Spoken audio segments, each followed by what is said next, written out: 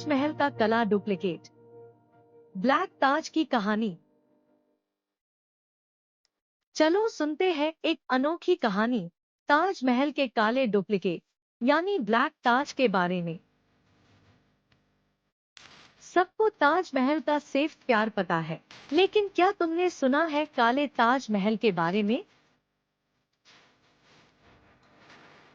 शाहजहां ने प्लान बनाया था कि ताजमहल के सामने एक और बनाएंगे, काले संगमरमर से। पर उसके बेटे औरंगजेब ने उन्हें जेल भेज दिया। ब्लैक ताज सिर्फ एक सपना बन के रह गया।